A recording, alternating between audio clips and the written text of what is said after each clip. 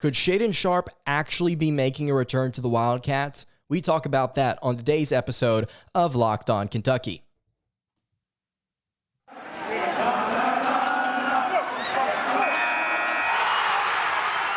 You are Locked On Kentucky, your daily podcast on the Kentucky Wildcats, part of the Locked On Podcast Network, your team every day.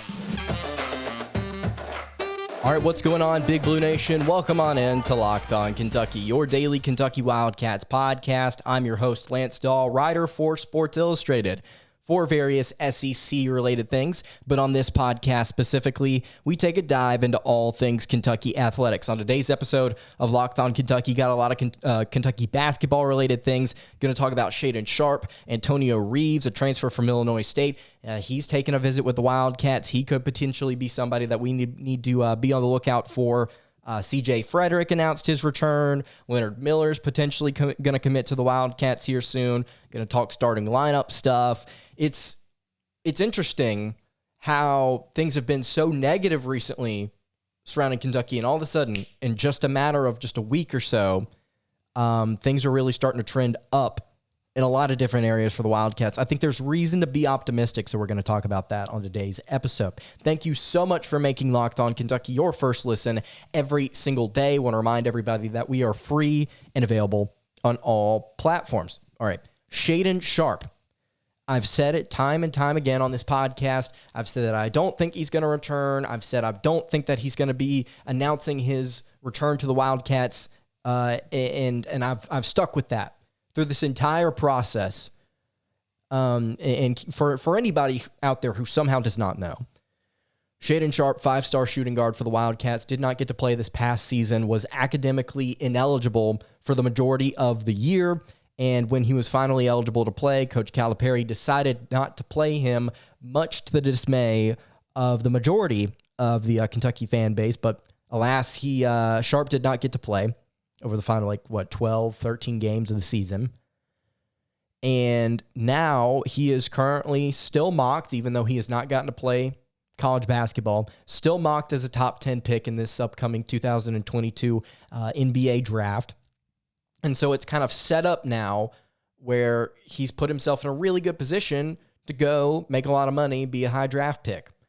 But according to his trainer, and we've talked about this already on the podcast just a few days ago, his trainer said, he's still enrolled in classes and he's going to finish those out, and we're just working on things right now and we've not made a decision, yada, yada, yada. So the thing with this is, the longer this draws out, the more optimistic I feel with the potential return, right? And I felt the same way about Oscar Tshiebwe. We've discussed that before recently on the podcast.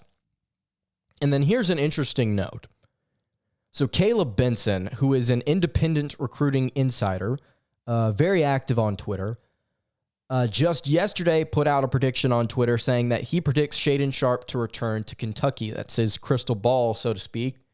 Putting crystal ball in air quotes for those of you listening on podcast format.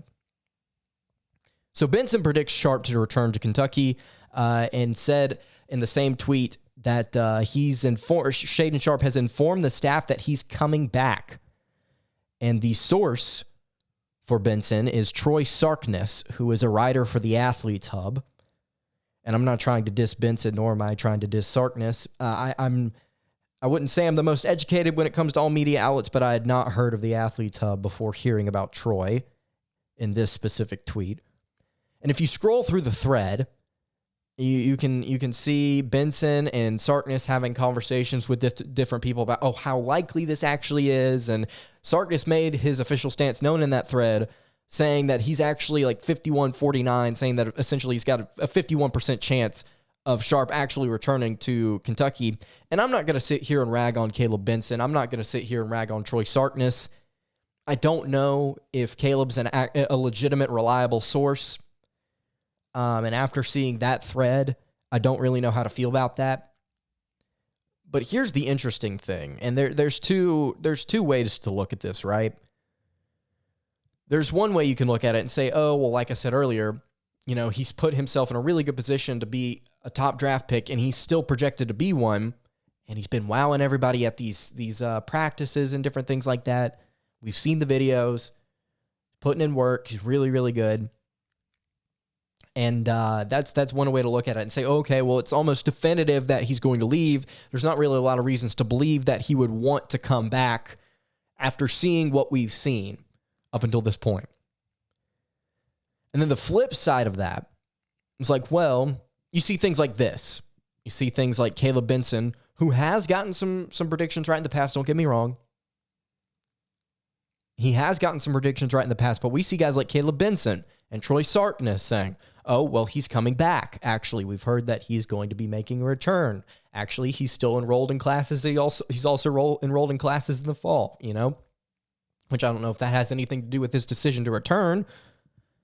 But I think it's interesting that you see things like this. And then on top of that, I believe the deadline to announce that you're declaring for the NBA draft is April 24th.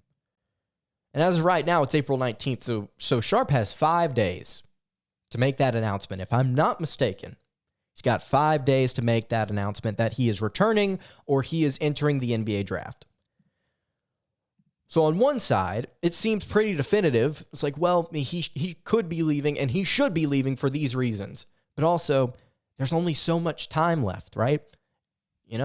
And we're going to get to find out here soon. It's not like we're not going to get an answer on this. We're going to get an answer, and we're going to get one quick, I believe.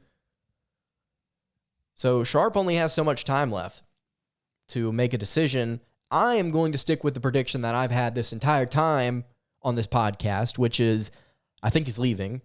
And I know that people may want to rag on that. I know people may say that's negative, and there's no reason to have that stance. Like, look, this entire time, I've just felt throughout this process that not only was it handled properly, in my opinion, but I also believe that, he's put in a position to succeed right now. Why would you want to risk that? Why would you want to risk throwing that away? But if he does come back, I think it's really, really great for the Wildcats. Don't get me wrong. If he does decide to return, it's really, really, really good for the Wildcats. We're going to talk about projected starting lineup stuff here later on in the show, just to talk about, well, what if that actually happens? But yeah, I right now, I want to believe it, but I don't know if I can, because this is not the most reliable source that I've seen out there. I want to talk about a couple of other interesting notes in the transfer portal. Some guys announcing that they are returning to the Wildcats. I think Kentucky's going to be in good hands. I think they're doing a good job to make sure their guard position can shoot the basketball next season. Going to talk about some of the guys here that are returning / could potentially commit in just a second. But before we do that, I want to tell you guys about our friends at betonline.net. BetOnline is your number one source for all of your betting stats and sports info. You can find all of the latest sports developments, league reviews, and news, including this year's basketball playoffs and the start of the Major League Baseball season. I know a lot of Reds fans listen to this podcast. Personally, I'm a Braves guy myself, but not a hot start for either of those two teams. But you can check out some odds for those two teams and the rest of MLB over at BetOnline. And then betonline.net is your continued source for all of your sports wagering information, including live betting. You can do a little live betting on the Reds and the Braves. You can head to the website today or use your mobile device to learn more about the trends and the action. That is BetOnline, where the game starts. All right, continuing along here on the Tuesday edition of Locked On Kentucky, Lance Dawe here with you. Again, thank you so much for making Locked On Kentucky your first listen every single day. So we talked about Shaedon Sharpe and whether or not he's returning. I want to talk about something that's a little bit more definitive. At least it's a little bit more well-known of kind of, okay, what's going on here? So we got several players we could talk about. Let's start with Antonio Reeves. So we talked about him a little bit with Matt Upchurch of the Kentucky 15 podcast, talked about that last Thursday, just a little bit about Reeves. He's a transfer from Illinois State. And he was averaging over 20 points a game last season. 6'5", 185-pound, small forward / shooting guard. He's a guard / forward type of guy. Has 2 seasons of eligibility remaining.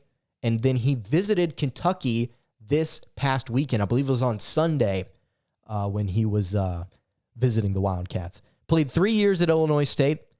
And I got a lot of information here, but I just want to say, first off, it's not mine. This is not my research.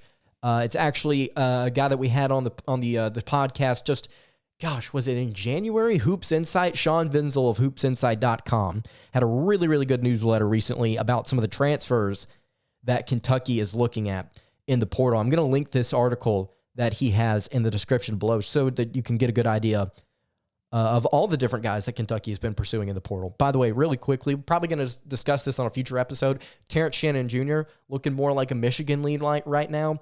Don't know how confident I am in him coming to the Wildcats, but I mean, you look at Antonio Reeves, would be playing a similar position and then also statistically better on a lot of different categories. But this is what Sean Vinzel had to say about Antonio Reeves. He hit 38.5% from three last season on a lot of volume and has been around 80% with his free throw shot, so he seems likely to be a dangerous outside shooter. He hit nearly 50% on mid-range twos. He was 37 of 80. And then on runners and floaters, he was 43 of 88 on floaters. So he's got a pretty efficient scoring game from the mid-range. He wasn't a great finisher at the rim, under just 60%, and didn't get there frequently, which is the main knock against him on offense. However, Illinois State didn't offer great spacing, and they didn't shoot many threes. Reeves hasn't been much of a playmaker, but also hasn't been very turnover prone. And then I went and watched his film after reading that, just like, okay, well, let's see if there's any validity to this. And Sean was exactly right on everything. And you watch his film, he does really, really like his floaters. And Sean mentioned spacing there in the article. Illinois State's offense does not have great spacing. So if you're going to get Antonio Reeves driving to the basket, it was so easy for teams to come over and help and overcommit because it was really, really difficult for Reeves to kind of distribute the basketball based on the way that the offense was run. It was just weird looking. And it looked like Reeves was getting really, really comfortable in the highlights, at least, whenever teams came to over help or teams came to double team him or make sure that he could not get to the rim, kind of wall it off. He would always go for this floater. And in the highlights, he was knocking it down. And according to Sean, he was knocking it down at almost a 50% rate, which is really efficient. So I think that you bring him into an offense like Kentucky's, where you can kind of create an isolation a little bit more and has some of those lanes because these players know what they're doing a little bit.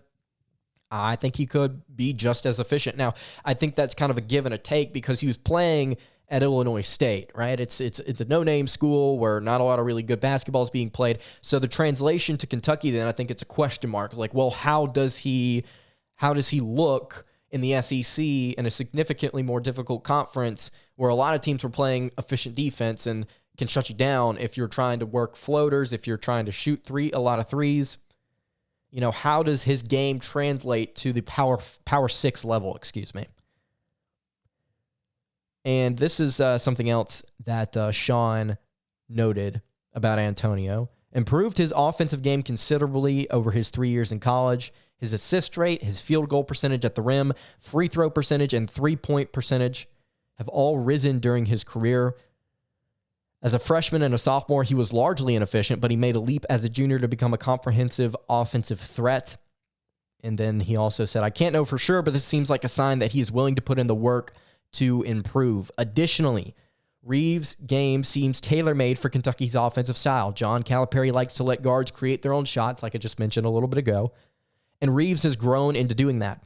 He's a very capable shooter off the dribble from mid-range, and in the style of Ty Washington. If a mid-major player was going to come to Kentucky and be a major scoring threat, then Reeves has the game to do it. And I agree. You watch his film, I think he could really fit in well. Working at the 3, working at the 2 a little bit. Could be a really good scorer. Now, is he going to come to Kentucky? If he decides to commit, by the way, all he's done is taken a visit. And I would assume that he's a Kentucky lean right now. I don't know anything about his recruiting process. I just know that he took a visit, and it looks like, Wildcats are definitely in the mix. But I think that, I don't think he's necessarily going to come here and average 20 points a game. But he's the type of guy that could be a leading scorer on a team that could be chocked to the brim with talent, pending Oscar Tshiebwe's announcement. And a team would still be good, but still. Yeah, I think that Antonio Reeves would be a really, really good pickup for the Wildcats. And we're going to keep tabs on his recruitment. And then also a guy that I wanted to note here before we moved on to the actual recruiting trail. CJ Frederick, transfer from Iowa, sat out last season because of an injury, announced on social media that he would be back. And it was less of like, oh, yeah, I'm coming back. It was not one of those graphics like, well, I've decided that I've been thinking about this and talking with my family and I'm coming back. It was just kind of more of like a hype video. Like, look at this 20-second clip of me shooting and I'm getting ready for year 2. Well, technically year 1, but year 2. And I'm not trying to be smart aleck here. I just didn't really feel like this. I didn't really feel like this was something. Well, for me personally, I didn't really think about it because I just kind of assumed he was coming back, right? I mean, he transferred in to come play here, and I guess the goal was to get more exposure and to contribute on a really good team. You didn't get to do that last season. Why wouldn't you come back and give it another go for another year? It's not like your draft stock went up after you got hurt. If anything, it went down. So my assumption was like, well, he's coming back. There's no need to say anything, but I appreciate the fact that he put something out. Let me tell you something. He's got great form too. Watch that video. He's got a really good form, man. Excited to see what he can do in this lineup. And actually, I want to talk about the potential starting lineup, and I want to talk about Leonard Miller, who is a 5-star freshman that Kentucky is in hot pursuit of right now. Going to mention what he could do, what Miller could do, and then also the starting lineup in just a second. But before we do that, I actually just want to tell you guys, please subscribe to the podcast. If you haven't already, if you're watching on YouTube, we have officially broken the 1,000 subscriber barrier. I cannot thank you guys enough. Thank you so much for watching. I really appreciate all the support for the channel. It's been crazy how it took 4 months to get to 1,000 subs. Not even that, technically, honestly. Which it's just insane to me. So again, thank you guys so much. If you're watching on YouTube, please continue to subscribe. It helps me out a lot. If you're listening on podcast format, leave a review. I've continued to ask that, and then I've thought people aren't actually leaving reviews, and then I look on Spotify, and it didn't have any reviews. And whenever I started asking, it didn't have any reviews. And I look, and there's like 12 or 13 reviews on Spotify. People are letting me know what they think about the podcast, and I really appreciate it. I really do appreciate it. So please subscribe, and thank you so much for getting the show to the point where it's at. You guys are awesome. Literally could not get to this point without you, so I really appreciate you listening. It's been really, really fun getting to do the show and talk a little Kentucky basketball and Kentucky football as well. All right, Leonard Miller, 5-star freshman, 6'9", 195 pounds, out of Fort Erie International Academy. That's in Ontario, up in Canada. He's put Kentucky in his top 3, his final 3. A little bit of a late bloomer. I was kind of surprised. I've heard his name being thrown around on the recruiting trail, but just a few days ago, put us in his top 3, excuse me. I was like, well, why is he not committed? Just a little bit of a late bloomer. Kentucky's in his top 3 along with Arizona and the G League. All my homies hate the G League, stealing all our prospects. But Miller officially visited Kentucky on the 15th. Then he visited Arizona on the 17th, just a couple of days ago. I'd like to think that he, along with Antonio Reeves, are Kentucky leans. Fingers crossed. Again, I don't know anything. I didn't cross my fingers there. I was holding a pen. Good job, Lance. But I think that Kentucky's got a very, very good shot to land this kid. And if they do, I think he could be pretty good for the Wildcats. He's a multi-level scorer. Excuse me real quick. Am I going to sneeze? Yes, I am. All right, sweet. All right. But yeah, he can score at all 3 levels. I believe, if I'm not mistaken, he's left-handed. And you really, really like his build for a small forward, or excuse me, a power forward. So I think that he is somebody that you got to be excited about right now. And you look at his 247 Sports page, he doesn't have a star rating. It's because he's not from the United States, if I'm not mistaken. But I wanted to talk about Miller and then also the potential starting lineup here as we wrap up the show for the 2022-23 season. So let's start with point guard. All right, so point guard, everybody is giving their thoughts on Severe Wheeler. Everybody has an opinion, whether he's good, whether he's bad, whether it's just, let's just roll with it for this last season. Everybody and their mother has an opinion on Sahvir Wheeler. Well, regardless, I believe he's going to be back. He's got 5 days to announce whether or not he's going to enter the draft. I doubt he does, but he could also enter the transfer portal, which I could see as a viable option, pending Shaedon Sharpe's announcement. So point guard, I think you're looking at Sahvir Wheeler most likely starting. If we're looking at likely scenarios here, I think you're looking at Wheeler as the starter. And then Cason Wallace, I think, could either start at the 2, or he could also back up at the 1. Cason Wallace, a combo guard, freshman in this class, and Kentucky's 22 class, excuse me. So I think Wallace is going to be backing up Wheeler most likely. And then you look at shooting guard, I think there's a really good shot that Cason Wallace starts at shooting guard, and then CJ Frederick backs him up. Or, in a dream scenario, in just the best scenario possible, I think you get Cason Wallace at the 1, starting at the 1, and then you've got Shaedon Sharpe starting at the 2, and then you've got Sharpe backing up Wallace, and then you've got CJ Frederick backing up Sharpe at shooting guard. And if Sahvir Wheeler's there at point, that's awesome too, but I'm interested to see what Wallace brings to the team, so that's your best case scenario there for your backcourt. And then looking at your front court, this could this is potential, what it could be. You could have Antonio Reeves starting at small forward. Really, really, really good scorer there. Then you can have Chris Livingston backing him up. Could also play the 4 for the Wildcats. I've seen a lot of people say it's like, well, Livingston looks like a natural 4, but Cal's going to force him to play the 3. And I've not really understood why, but you look at the roster breakdown, it's like, well, he's probably going to have to play the 3 at least a little bit.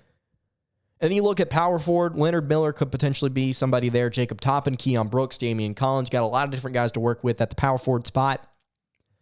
Again, Chris Livingston could be there as well. You could also put Miller at small forward for a little bit. Jacob Toppin, Keon Brooks could also work at small forward if you just really felt like it. Again, this is if they return. This is potential, not definitive, potential. And then potential at center, Oscar Tshiebwe. If he decides to come back, you could potentially have Oscar Tshiebwe on this lineup. So your potential starting lineup, my best case scenario would be Wallace, Shaedon Sharpe, Antonio Reeves. I'm going to say, I don't really think it matters, Chris Livingston or Leonard Miller at power forward. And then Oscar Tshiebwe at the 5. So Cason Wallace, Shaedon Sharpe, Antonio Reeves, Leonard Miller, Oscar Tshiebwe. And you've got all your depth pieces. That sounds incredible. That sounds absolutely fantastic. Now, is it going to happen? I doubt it. But there's a good chance that some of these guys are going to come back, or some of these guys are going to commit. There's no way that Kentucky whiffs on all of them, knock on wood. So I think there's a lot of reason to be really excited about the future in this upcoming season, because Kentucky's got a lot of really good things going for them. One of these guys is going to land. All right, that's going to do it for today's episode of Locked On Kentucky. You can follow the show on Twitter at LockedOnUK. You can follow me on Twitter at LanceDawe_, and you can also follow the show on Instagram at Kentucky Podcast. Any questions, comments, concerns, leave them in the YouTube comments below. If you're listening on podcast format, you can hit me on the socials. I will see you all tomorrow. Have a good day, everybody, and God bless.